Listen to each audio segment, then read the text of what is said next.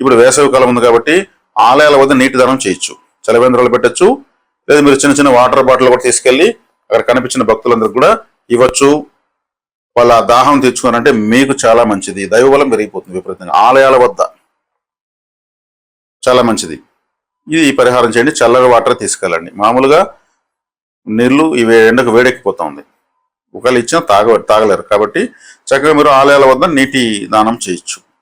చేయడం వల్ల రాశి కూడా 12వ రాశి కూడా బలపడుతుంది. మీకు విదేశాలకు వెళ్ళాలనుకున్నటువంటి ప్రయత్నాలు ఖచ్చితంగా సక్సెస్ అవుతాయి. ఎందుకంటే 12వ స్థానంలోకి 3 శుభగ్రహాలు బుధుడు, శుక్రుడు, గురువు వస్తున్నారు. 12వ స్థానం అంటే ఇతర దేశాలను సూచిస్తుంది, దూర ప్రాంతాలను సూచిస్తుంది.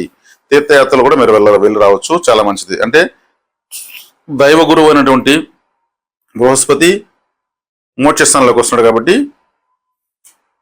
తీర్థయాత్రలు కూడా మీకు అనుకూలిస్తాయి. మీకు రాశిలోనే కేతు ఉన్నాడు, మోక్షకారకుడు, మోక్ష స్థానంలో గురువు ఉన్నాడు. కాబట్టి ఇది విశేషమైనటువంటి దైవ బలం కలిగిన మాసంగా చెప్పవచ్చు. కాబట్టి సింహరాశి వాళ్ళు రాశాధిపతి లాభంలో ఉన్నాడు కాబట్టి గోధుమలతో ఉన్న ఆహారం ఎక్కువగా తీసుకోవచ్చు, సూర్య నమస్కారాలు చేయొచ్చు, పితృపరిహారాలు చేస్తే కూడా చాలా మంచిది. ఈ మాసం మీరు ఊహించిన దానికన్నా విశేషమైన ఫలితాలు పొందుతారని అనడంలో ఎటువంటి సందేహం లేదు. కుజుడు మీ యొక్క రాశిని చూస్తున్నాడు కాబట్టి ఎరుపు రంగు మీకు బాగా కలిసి వస్తుంది. ఎరుపు రంగు, red related, orange colour, white, ఇవన్నీ మీకు బాగా కలిసి వస్తాయి. ఈ ఫలితాలన్నీ కూడా మీరు చక్కగా విని మరిన్ని శుభ ఫలితాలు పొందుతారని ఆశిస్తున్నాను.